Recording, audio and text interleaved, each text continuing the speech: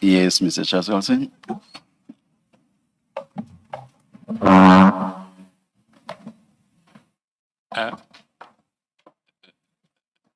Mr. Carrim, before we broke, you'll recall you were saying that after, I think it was 6 May, and that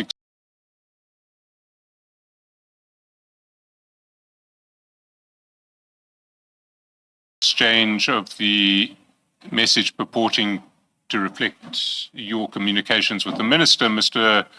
Matlala started to avoid you. Can I ask you to go to the WhatsApp bundles? I think it's page 28 of the evidence bundle.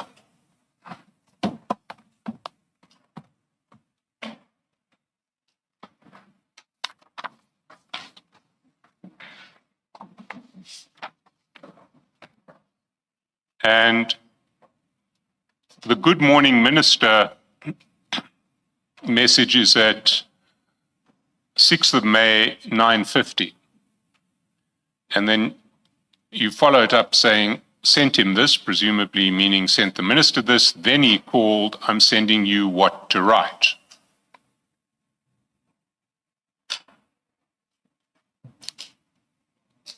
Did you send Mr. Matlala a draft of what he should write to the minister?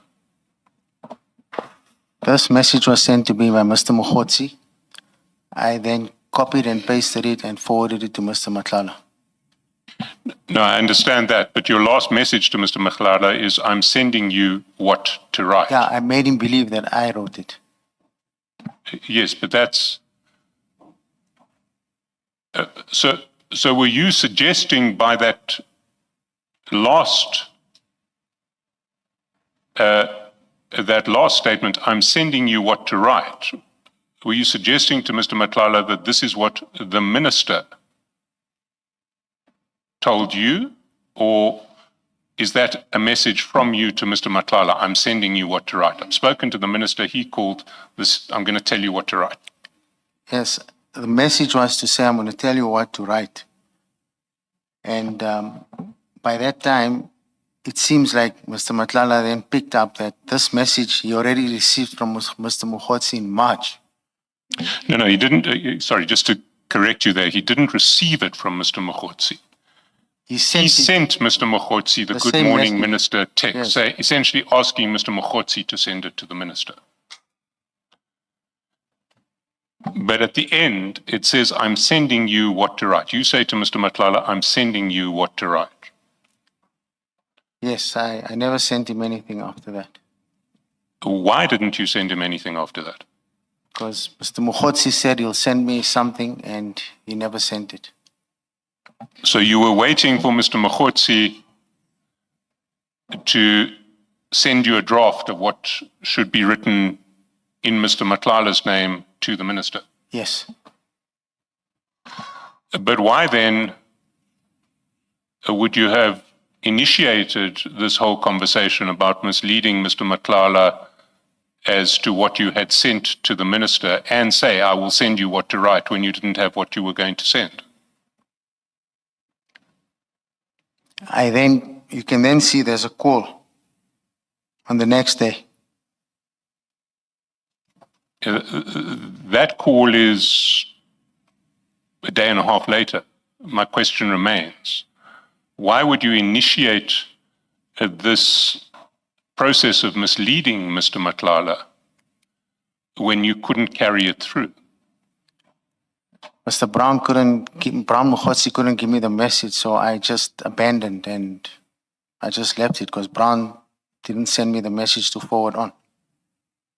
No, I understand that, but presumably if you're going to perpetrate a fraud of this nature on Mr. Matlala, you want to be ready to perpetrate the fraud. So you didn't have to send him the Good Morning Minister message at 9:50 in the morning on the 6th of May. Why did you choose to send it at that time? Brown advised me to send the message. at that time. Brown sent me this message on that day. Yes. Brown sent you that message, but you send that message and then you send a series of follow-up messages which have not been exchanged between Brown or Mr. Matlala. One says, sent him this. In other words, you sent it to the minister. Then he called, I'm sending you what to write. Why would you say, I'm sending you what to write, if you weren't in a position to send it at that stage? Brown told me to do that, and that's why I did it. Why did you not ask Brown, well, let's have what we're going to write so that we can send it to him? I did say that, but I'm saying subsequent to that, there was a call and Mr. Matlala said he's not going to write anything. He's going to give it to his legal team. They will handle this. We'll get to that a little later.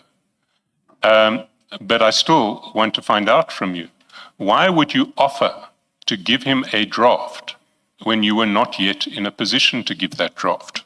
I was promised a draft, which didn't come. But why offer it Brown, at a point when you're not able to furnish it? Will Brown, that not raise Mr. Matlala's suspicions? Brown said he'll send me the message, he'll tell me what to write, and I must forward it on. So you got these 4 texts from Brown, and then you essentially cut and paste them and sent them on to Mr. Matlala. Correct. But when Brown sent the texts to you, before you cut and paste and sent them on to Mr. Matlala, why didn't you inquire? What are we going to write to him? He's going to want a letter. What are we going to say? I did ask him. And what did he say? He said he's going to type it out and send it to me. To raise Mr. Matlala's expectations that you had a draft letter for the minister in circumstances where you didn't have a draft letter for the minister. Correct. Did it not occur to you that Mr. Matlala would find this suspicious? Well, by this time, after this message, he'd already known. Well, I presumably him and Brown were talking already. So he knew, because I received this message 2 months later and I forwarded it on to him. Yes, but you didn't know that at the time. Sorry? You didn't know that at the time. You thought you were still implementing your scheme to mislead Mr. Matlala. Yes, but he knew it. Yes, but you didn't know that. Yes, I didn't know that. So when you sent the message, you didn't know that he would immediately realize this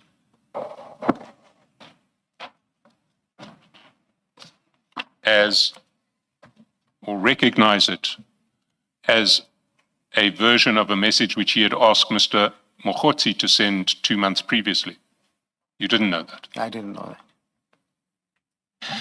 So You see- can I just, before you move on, Mr. Cheskasen, the way you say I'm sending you what to write, who was Mr. Matlala supposed to write to on this scheme? He was supposed, we were going to send him a text to write. Brown said we should tell Matlala to write a text, which he must then forward to the minister. Okay, thank you.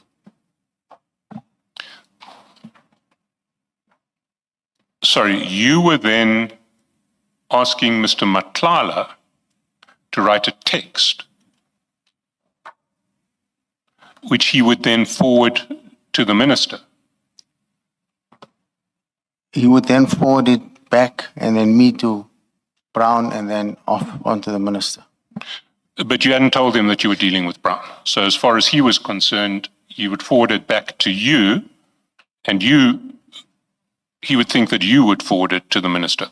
But at that time, Brown and Pussy were obviously talking, which I didn't know about, but they were talking.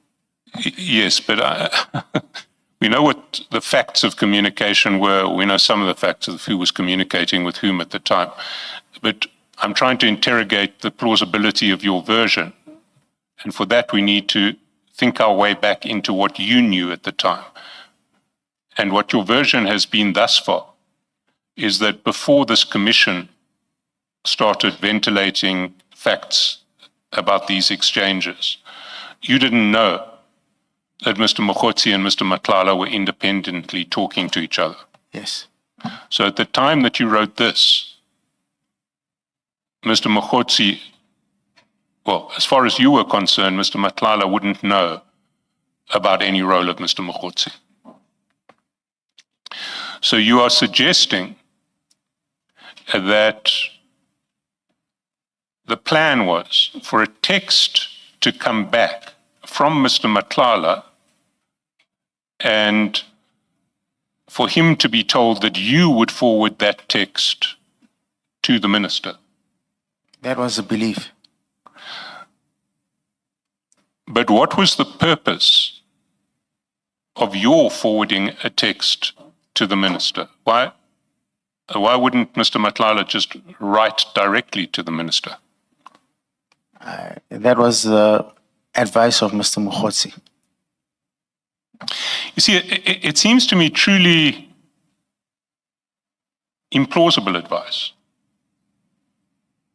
for several reasons, and I'd like you to comment on them one by one.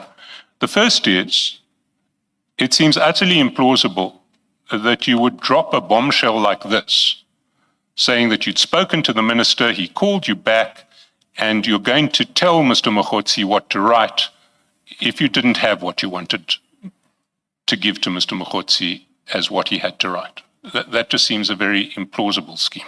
Your response to that? Mr. Chaskalson, do you mean Mr. Matlala? Mr. Matlala, sorry, I have confused those two more than once. Like I said, Council, Mr. Mogotsi insisted that I send Mr. Matlala these messages, convince him that I'm able to send a text to the minister regarding his cancellation. Yes, but on your version, neither you nor Mr. Mogotsi had the text that you were going to offer Mr. Matlala in that regard. Yes, when I said I'm sending you what to write, Mr. Mogotsi didn't come back to me. On the next day, Mr. Matlala called me and said he's not sending any text, he's not interested. He will then send us over to his lawyers, and that's where we left it. Well, we'll come back to the next day shortly.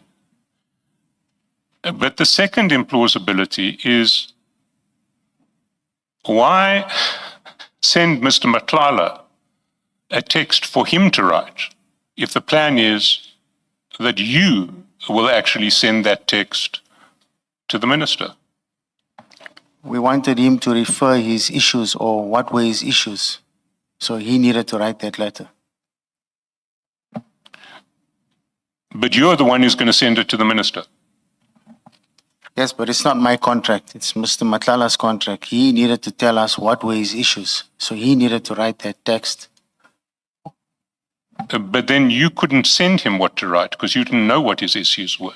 He needed to formulate what he... Yes, Brown explained that he would write this and give us a draft and Matlala can add what he needed to add on and then forward. But this never happened. So now the version is that Brown's going to give you a draft. The draft will be filled out by Mr. Matlala. It will then come back to you and you will send it to the minister. That was the belief, yes.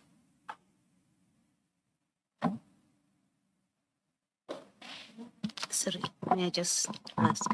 You say that was the belief. I'm just trying to understand how you explain this whole scheme. You say you did not have any connection or access to the minister. Yes. Okay. So you were not the one that was going to send whatever goes to the minister. No, You it were was not going to be Mr. Mogotsi.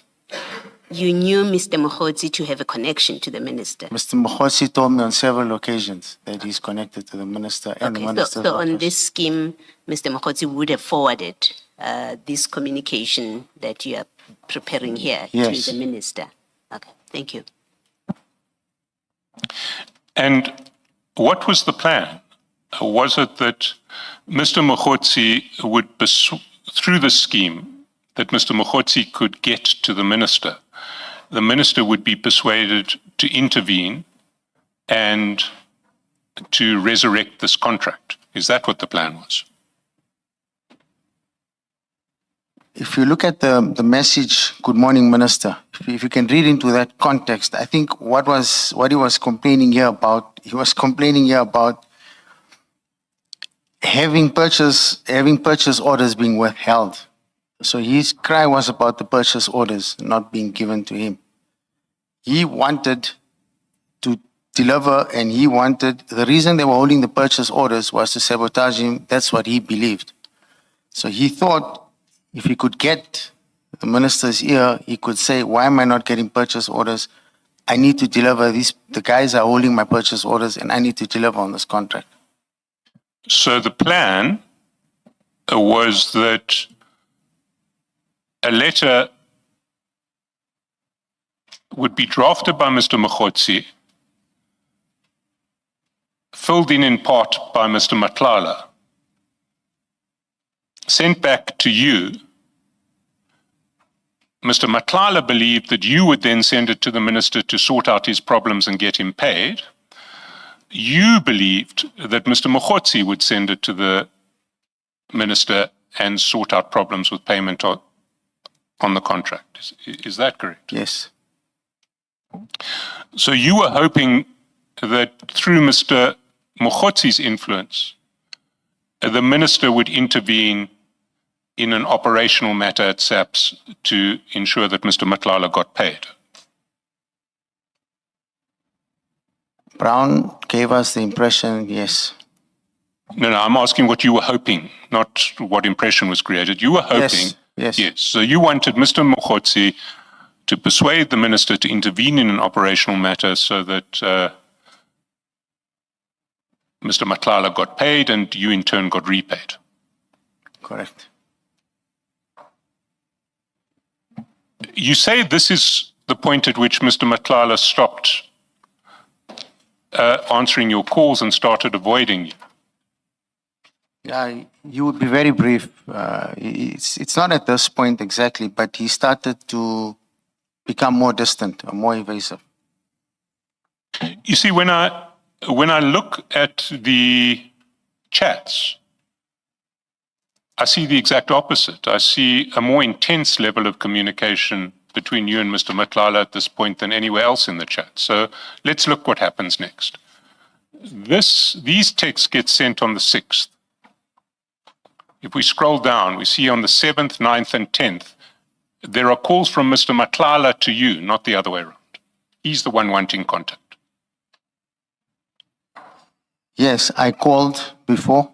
If you can see on the top, I called him first. Yes, you called him on the 6th. Yes. But after you have sent this text offering to get the minister on board to have him paid, he tries to call you 3 times. I called him first on the 10th, right on the top. No. If you go up to page 28, you will see that when you call him on the 10th, it's returning his call. You see on the 7th, he calls. On the 9th, he calls. On the 10th, he calls. He calls at 13:50, and a minute later, you respond. You speak at 13:51. He calls you back at 14:15. The following day, he calls you again on the 11th at 15:01. You call him back at 15:02. You call again at 19:05. On the 12th, he calls at 9:34. You call back at 10:58. He calls again at 12:26 and again at 12:26 and then again at 12:27 when he says, "I'm at your house, brother." He's come to visit you. Yes, that's correct. Is this someone who's avoiding you? I didn't say he avoided me immediately. I said during the course of May, he started becoming evasive. So I put more pressure on him on my payments. So when he asked to come to my house, he wanted to come and give me an explanation on payments. Can I take you back to paragraph 30.3 and see so that you can see what your version was?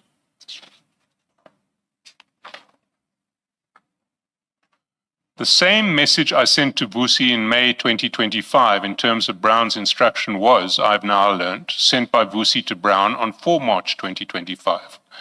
This confirms that Brown and Vusi have already exchanged this message, and I cannot understand why Brown would advise me to resend it to Vusi. Thereafter, Vusi started avoiding me.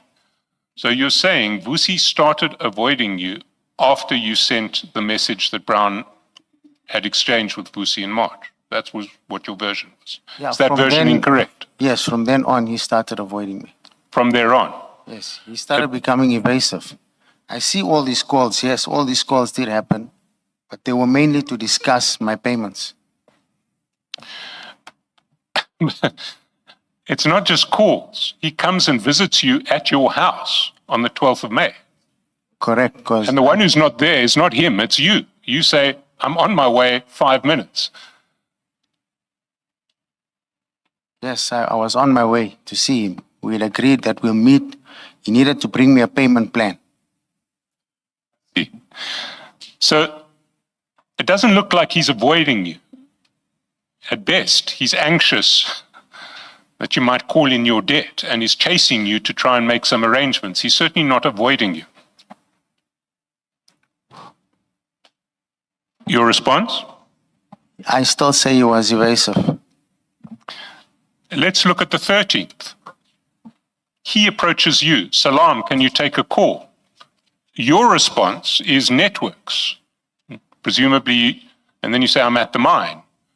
Presumably, you weren't sure you had signal that would support a call. Is that correct? That's correct. But he was asking for the call. Yes, You eventually do have a call at 14:23 and at 14:26. yes, And later that day, he sends you a draft of his letter to SAPS about termination of the contract. And see that draft at page 365. Go to 365, you'll see, page 31 of my bundle. yes, 31 is where there's the reference to it, but the actual document itself is at page 365 of the same document. You go there, you'll see a It's in the series big, of file 1, yes.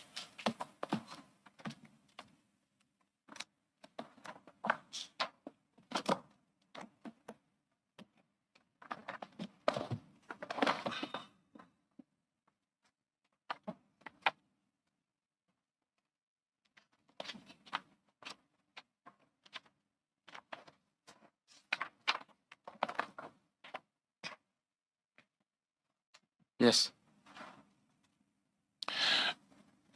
So he has sent you a draft of a letter to SAPS that he is planning, his lawyers are planning to send on his behalf.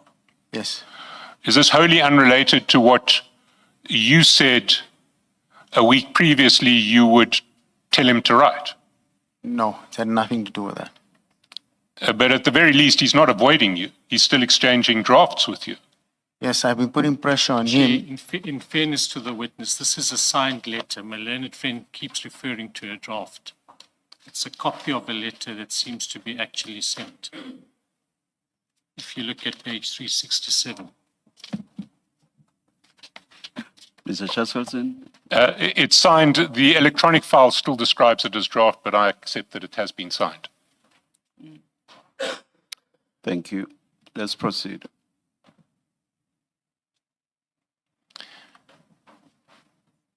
Then on the 14th of May, if we go back to page 31,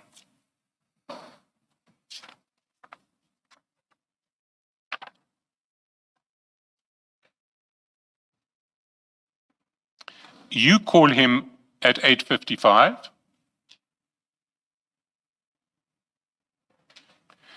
And at 10:27, he sends you a picture of the screen of an email from SAPS acknowledging receipt of correspondence. Did you understand what correspondence he was referring to? He just sent me this text or he sent me this, it was in regards, I presume, for his contract. So it was presumably a screen acknowledging receipt of the letter that we saw at 365.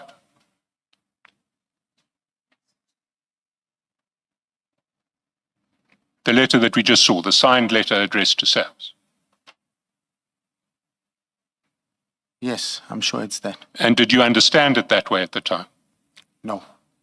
No, you didn't. Why didn't you understand it that way? What did you understand it to be? I just understood it in terms of his cancellation. I just looked at it and thought they've canceled his contract now and his contract is canceled. No, but this is a letter from SAPS acknowledging receipt of a letter from somebody else, his attorneys. Yeah, I saw that, but I didn't look at it and think that it's from. I just saw it and I thought it's his termination because it said termination of contract following the award. So he was trying to tell me that his contract is terminated. No, he'd already told you that his contract had been terminated. He told you,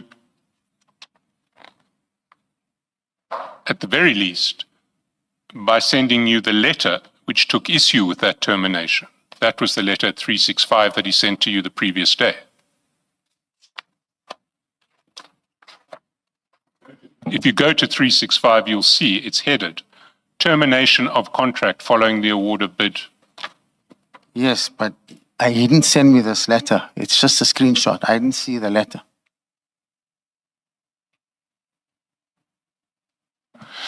So why did you think he would send you a screenshot from SAPS? Mr. Matlala owes me money, so he's going to send me those screenshots.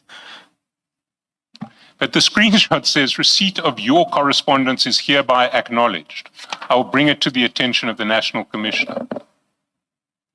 Like I said, he sent me this based on termination. Sorry, based on the termination. Yes. When I looked at it, I saw termination, so I thought he's trying to tell me his contract is terminated. But he'd already told you that the night before.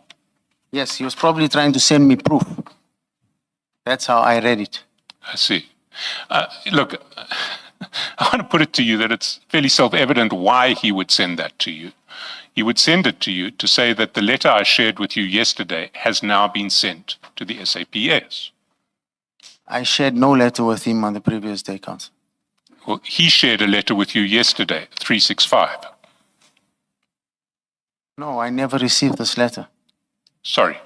Your version now is that at 13:05/1948, when he sent you the WhatsApp with an attachment described draft letter to SAPS National dated 13 May 2025, you didn't receive that.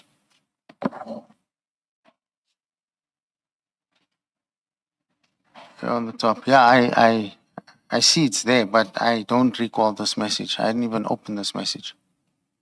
You don't recall that message? It's there, but I didn't even open this message. I see. So you didn't see the draft at 365? No. I see. And you didn't see fit to mention that in your statement when you were dealing with your exchanges with Mr. Matlala? Yes, it's the first time I'm seeing this letter in the file now. I never opened this. I never opened this message. And your attorneys didn't take that up with you, didn't ask you about this this letter that's been in the bundle for over a month now? No. I see.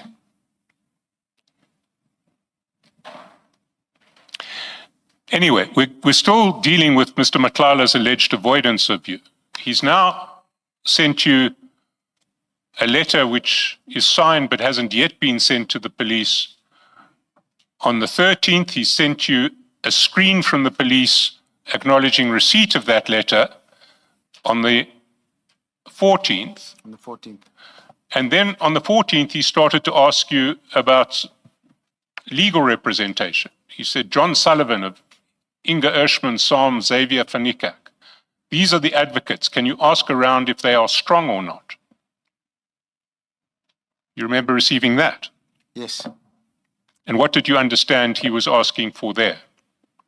He was obviously looking for legal representation For what? for his contract. For his contract, yes. So what I want to put to you is that if one actually looks at the correspondence, there is nothing there that is consistent with your version, that after the 6 May email, Mr. Matlala was avoiding you. What the correspondence actually looks like is an exchange of texts and messages you would expect from someone who was looking for help from the minister with his contract and believed he was speaking to a person who was connected to the minister. By that time, counsel, he knew that I had no contacts How do you know that he knew by that stage? because he kept on saying to me he's going to sort out his problems with his legal team. He doesn't need any intervention. I see, but then why was he engaging with you about his legal team? I have been putting pressure on him for my monies. I put a lot of pressure on him for my monies. So he was trying to divert me now and tell me he's going to sue or he's going to challenge the termination of the contract. And that's what he was trying to do. I see. So on your version, reconstructed with the benefit of hindsight, he knew that you were in cahoots with Mr. Mogotsi and were pretending to have a relationship with the minister. I think it was the other way around. He was in cahoots with Mr. Mogotsi. They knew and they were playing me. The two of them So knew. he was in cahoots with Mr. Mogotsi, Yes. and what was he telling you? I believe that they were in cahoots from what I see now after this. Whatever was exposed during the commission's times, I can now see that the two of them were playing me. I was in the middle. I see. So how do you understand this extensive correspondence after the 6th of May in the light of that theory?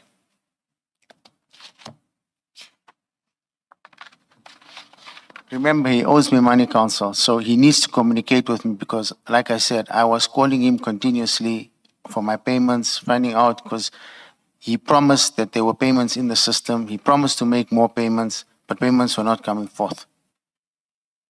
So he's not avoiding you at all. He's engaging with you continuously to try and get you off his back. He was avoiding on the issue of payments. He'd call for other reasons. I'd always say to him, let's get down to sort out a payment plan, which never transpired.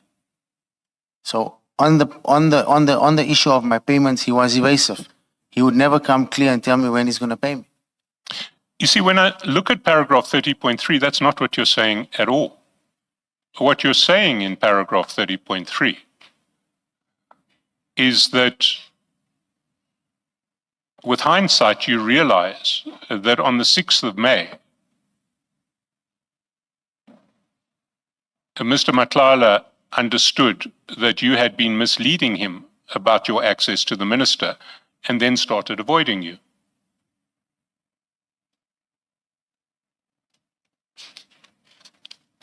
Yes. But the facts show that he didn't start avoiding you at all. In fact, he increased his communications with you. If you compare the period from 6 to 14 May, to the period that comes before it, it is probably the period of most intense conversation between you. So why did you say he started avoiding you? He started avoiding me on the issue of a payment plan. He didn't want to come and sit down and draw up a payment plan. So he kept on managing me with these calls, kept on calling me, kept on saying, no, we'll do it today, we'll do it tomorrow. The day that he came to my house, he was very impatient. He didn't want to wait at all. He was in a hurry. And I said to him, I've got a copy in my hand. We need to sign something. I'm on my way. I want to put it to you that you have tried in the statement to create a version of Mr. Matlala cutting off communication with you when he realizes that you do not have purchase with the minister. But in fact, that is not what the objective evidence shows at all. He didn't realize that you didn't have purchase with the minister. He did. It is not what the evidence shows. And let me take the proposition further. Let us look at paragraph 42 of your statement on page 9. You say, Vusi ceased responding to me in or about May 2025. Yes. Now, as late as 14 May, he was messaging you asking for advice on advocates. You see that on page 32 of the evidence bundle? Yes. Later that day, he was arrested and he's been in custody ever since. Yes. Did you try to contact him in custody? No. So when did he stop replying to you? On that day, on the last day, I tried to call him. I couldn't get hold of him the day before. I can just go back to the calls. I think before he got arrested.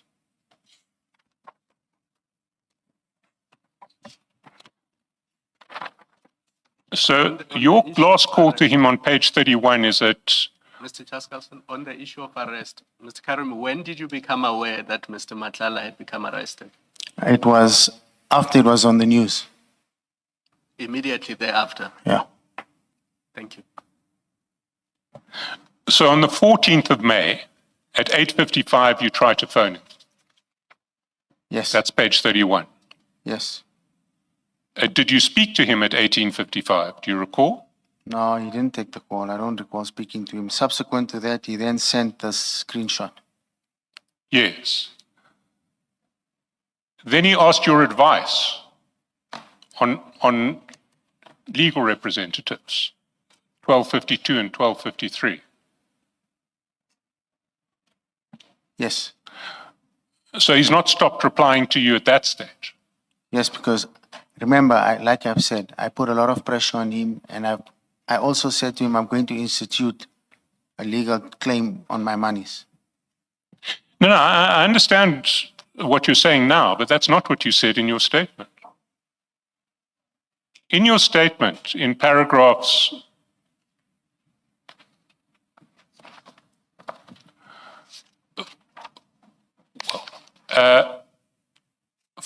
42 on page 8 and 30.3 on page 7, you create an impression of Mr. Matlala essentially ghosting you after he discovers that you're using a second-hand message to claim that you have influence over the minister. That's the impression one gets from reading your statement. Yes, I'm saying he was avoiding me to sit down and work out a payment plan. He was evasive on that. He kept on communicating because he didn't want me to institute a legal challenge. That's what you're saying now. It's not what you're saying in the statement at all. Well, in the statement, I meant he was evasive on coming. He didn't want to meet me. He just refused to meet me. The day he came to my house, he didn't even wait for 2 minutes. I said, I'm on my way, and he left. So now you're saying you didn't meet at the house. He didn't wait for you at the house. I did say that previously, Counsel. No, you didn't say that previously. I did. I said he was impatient. He didn't wait for me. You said he was impatient. Yes, he left. So you're saying he then left Correct. He before left. you came in? Yes, he left. I see. I didn't understand your evidence in that regard, but the record will speak for itself. Be that as it may, what you're saying in the statement is that he avoided you from March and he stopped replying to your, from May, and he stopped replying to you sometime in May. He ceased responding to me in or about May. Now, the only point at which he ceased responding to you was when he was arrested. I think he was arrested a few days after that. He was arrested on the 14th of May. He was arrested possibly a couple of hours before his last communication to you. Okay. Yes. So why did you say he stopped responding to you in May? He stopped responding to me and him meeting to sort out the payment plan and have it signed. I see. So what you wanted to say is we continued to meet regularly through May. In fact, we met more regularly than at any other stage in our communications. But he wouldn't talk to me about a payment plan. Is that what you're saying? Met or communicated, Mr. Chaskalson? Met or communicated? Met or communicated? No, not met. We never met. Oh, communicated. Yes, communicated. And your version now is you never met? I'm saying I never met. Yes, he did though come to your house. He came and to you my went there house. to meet I him. said to him, I'm on my way. Wait for me. When I got there, he was impatient. He left. That he was sufficiently interested in contact with you to come to the house. Yes.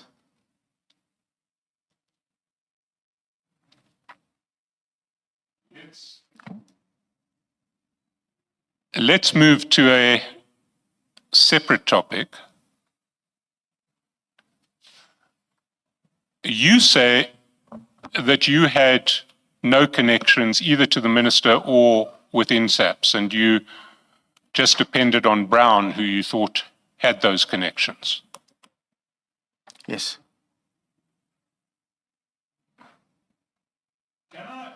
Can I take you to page 2 of the bundle? Big file.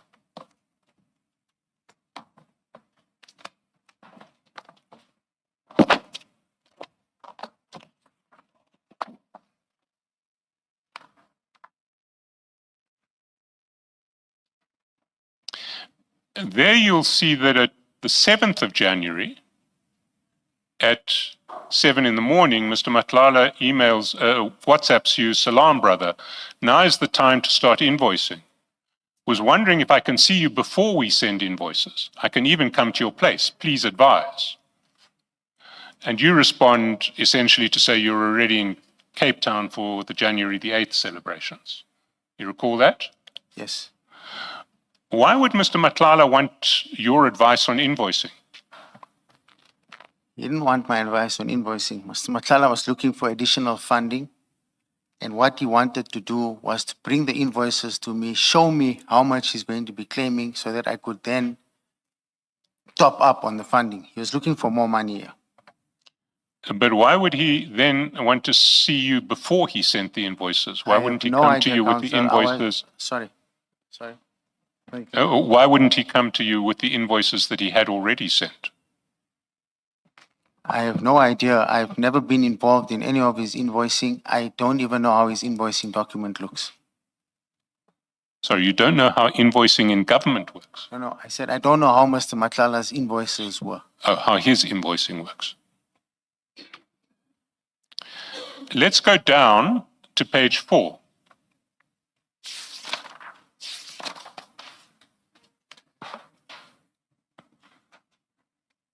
"30th of January to 11:57. You're back from Cape Town, and now Mr. Matlala says, 'Salam, brother.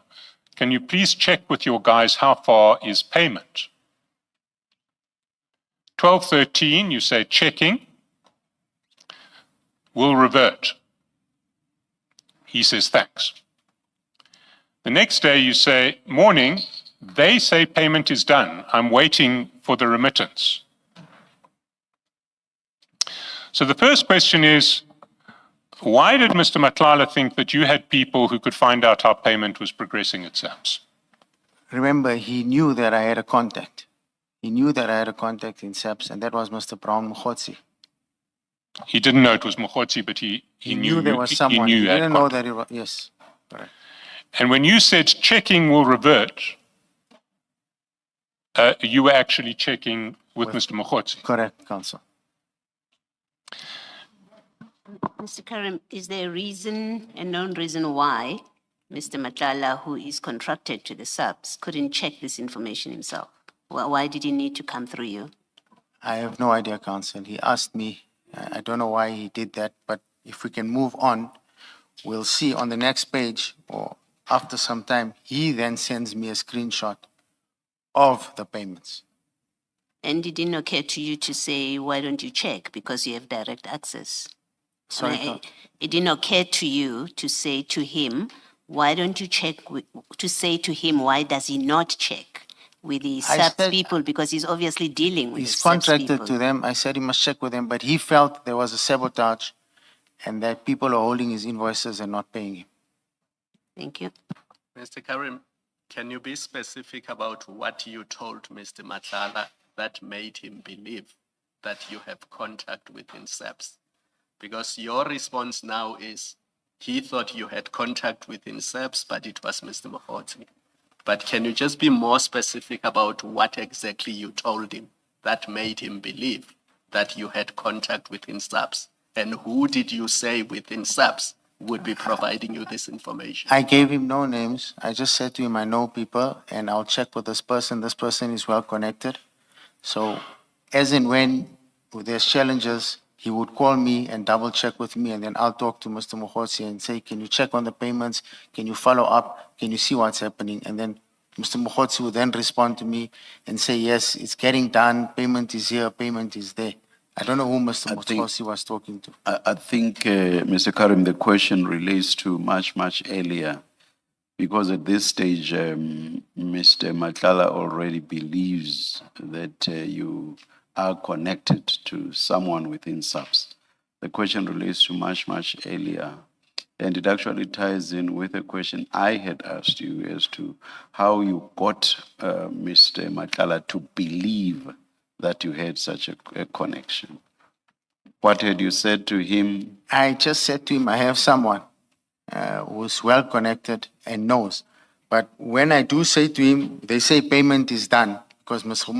Mogotsi said payment is done. And immediately after that, Mr. Mogotsi said, No, my question does not relate to that. I'm trying to show you how he got convinced. When I Yes. say to him, payment is done, I then speak to Mr. Mogotsi. Mr. Mogotsi says, payment will be done. No, the interest is the initial stage when he got to believe that you had this contact or connection.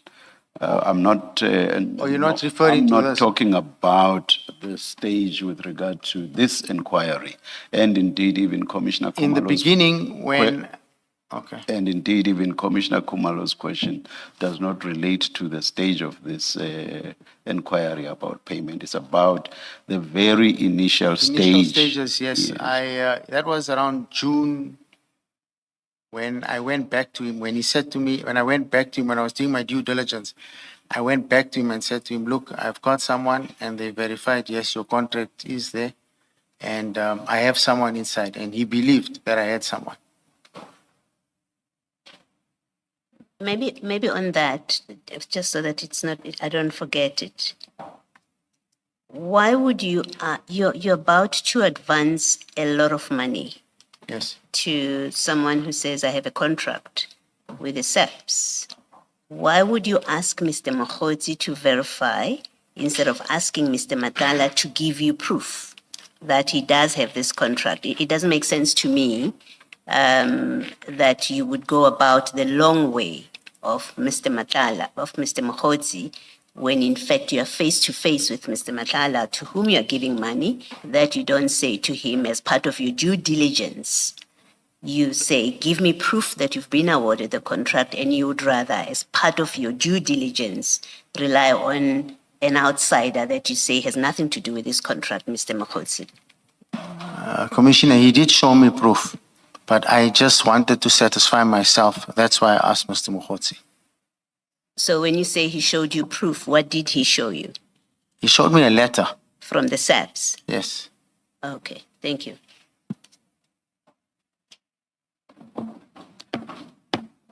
If we can go down, at 10:04 you send 3 texts. Morning, they say payment is done. I'm waiting for the remittance. Who promised you a remittance? Mr. Mogotsi. I see. Over the page, sorry, did Mr. Mogotsi say where he was going to get the remittance from? No, he just said to me he'll get a remittance and forward it to me so that I could send it on to Mr. Matlala. Sorry, he said he had a remittance. He said he's getting one. He's getting one. Over the page, you see later that day, Mr. Matlala says, "You're winning with the remittance." Asks you, and you say, "Not yet." Then you say, "The lady insists it's paid." Who was the lady? Brown said to me, the lady, when I spoke to Brown on the call, he said to me, the lady insists, the lady said it's paid. So I just took that and sent it to Mr. Matlala. So Brown mentioned a lady, but when I asked you a minute ago, you made no mention to of the lady. You just said he's getting a remittance. No. I said it's on my text here. Brown did say a lady. Brown said a lady. Yes, Brown told me a lady. You didn't mention the lady when I asked you 2 minutes ago. It's here, it's on my text. I know it's on your text. It wasn't in your answer, though. Why didn't you mention the lady when I asked you? Well, I just said paid, but now I see it's a lady, it's there. So I'll retract that and say the lady. So it's the lady who said, do you know who this lady is? No idea, Council.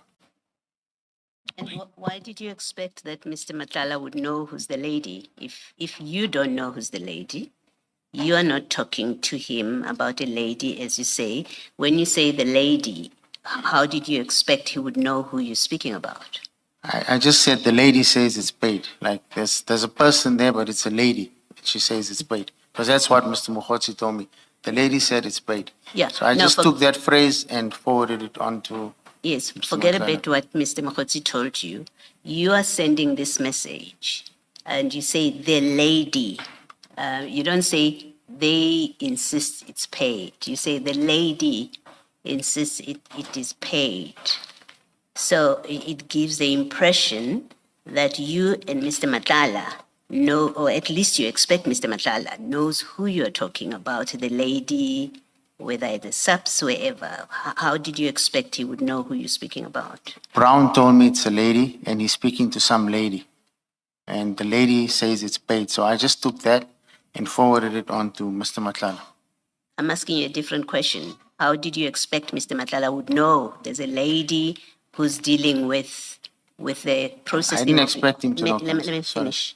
I'm not asking about what Mr. Mogotsi said to you. I'm asking about your communicating with Mr. Mogotsi, with Mr. Matlala.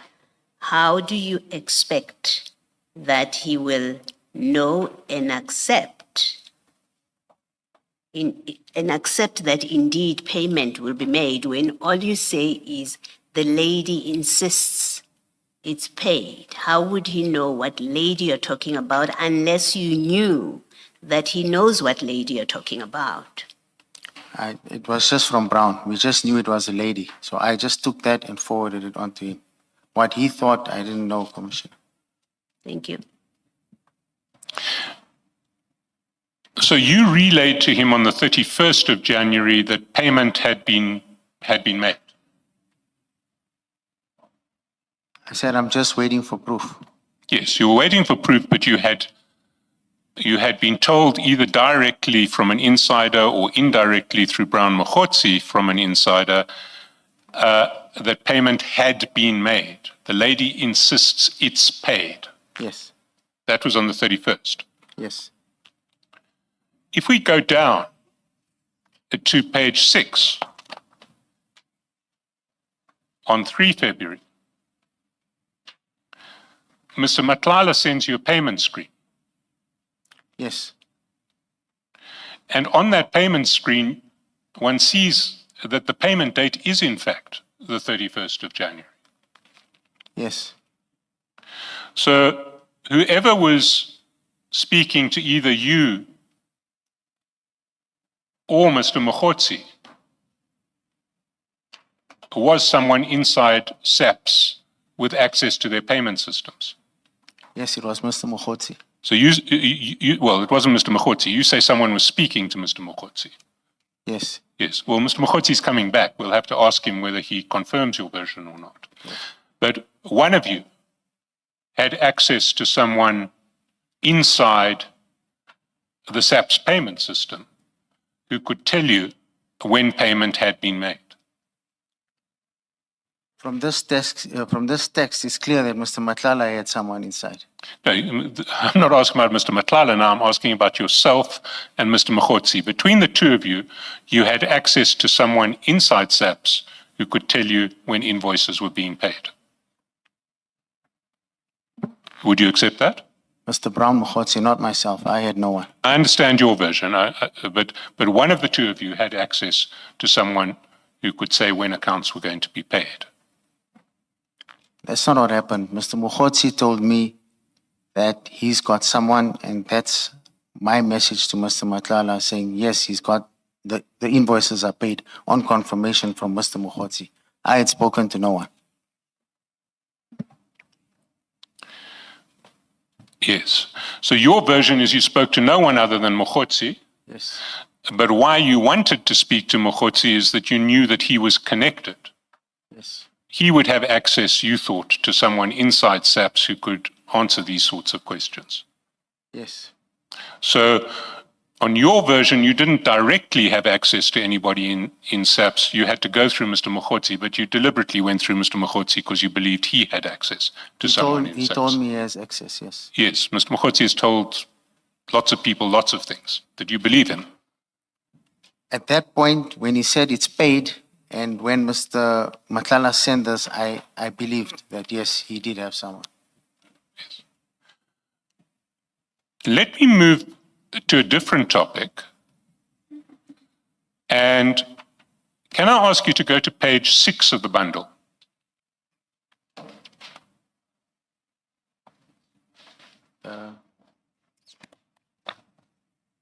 The evidence bundle. Yes, I'm on that one. Now, at the 3rd of February, at 14:41, you WhatsApp Mr. Matlala a proof of banking letter for Tamiz Investments. Yes. Now, why did you WhatsApp him a proof of banking letter for Tamiz Investments if the vehicle for the contract was Ziggy? The funding was done from two companies. So part of the funding came from Tamiz Investment. Ziggy did not have the full capacity to do it. Some of the money came from Tamiz. But the contracting party was Ziggy. Yes. So why would you provide for money to be paid back to Tamiz if the true contracting party was Ziggy? Why wouldn't you provide, I would imagine in your internal books you had an arrangement in terms of which Tamiz advanced a loan to Ziggy, which then was reflected in a payment to Medicare 2024, that of that 10 million, some of it was loaned from Tamiz to Ziggy and paid to Medicare 24. Yes, I needed to pay back Tamiz first, so that's why I gave him Tamiz's details. But should it not have gone through the books of Ziggy? If Ziggy was the principal and if the arrangement was, there was a loan from Tamiz to Ziggy and from Ziggy to Mr. Matlala, isn't the correct way of doing that getting Mr. Matlala to pay back his counterparty and arranging that The payments went out directly from Tamiz, so my accountant advised that they go back into Tamiz. So your accountant advised that although Tamiz was actually lending money not to Mr. Matlala, but to Ziggy, Mr. Matlala should pay back Tamiz, not Ziggy. No, he should pay back Tamiz first. That was the arrangement. Yes, but why would he pay Tamiz directly Because, if his contractual relationship was with Ziggy? yes, we'd ask him to pay that company back first because Tamiz was part of the loan. Did Tamiz lend money to Mr. Matlala, or did Tamiz lend money to Ziggy? It lent money to Mr. Matlala via Ziggy. You see, that's not the version that you give in your statement. In your statement, you say that any monies that came from Tamiz were advanced to Mr. Matlala on behalf of Ziggy. Can I take you to the relevant part of your statement? Yeah. So it's page 3, paragraph 12.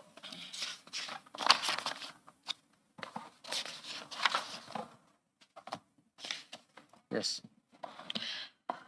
In terms of our agreement, the following payments were made to Medicare by or on behalf of Ziggy. And then you say Ziggy paid 5 million on the 26th of June. On 7th, Tamiz paid 25 million to Medicare on behalf of Ziggy. 2.5. On 15 July and 24 July, Tamiz paid 1.5 and 1 million on behalf of Ziggy. So your version in your statement is that these are payments by Ziggy, which are made on behalf of Ziggy by Tamiz. Yes. Did you tell that to your accountant? Did you explain that to your accountant? Yes. And he still said, get Medicare 24 to pay Tamiz back, not Ziggy back. To pay Tamiz first, and once Tamiz's debt is cleared, we'll then start paying Ziggy. But Tamiz's debt was a debt to Ziggy, not a debt to Medicare. Yes, but we wanted to pay Tamiz first, so we asked Mr. Matlala to pay the money directly into Tamiz investments. And you took advice from an accountant on this. Yes. Who was your accountant who advised you this? I'll have to check his name. MSM accounts or something like that. Is my accountant. Sorry, you don't know the name of your It's accountant? MSM accounting. MSM accountants. Let's go back to the payment.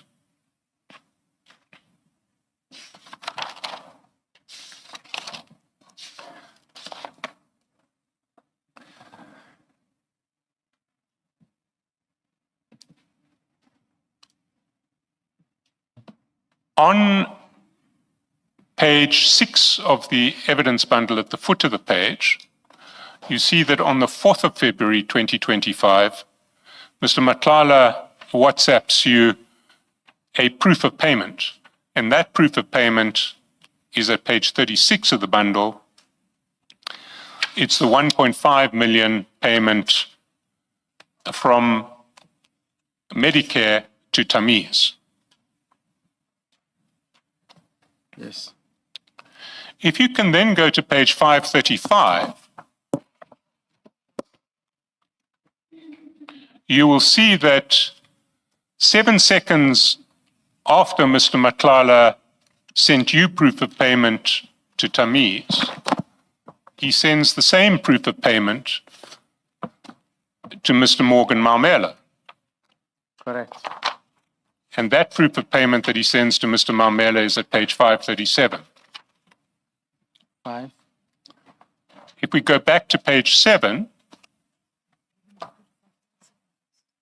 537, sorry, 537. It's the same proof of payment. This time it was sent to Mr. Maumela.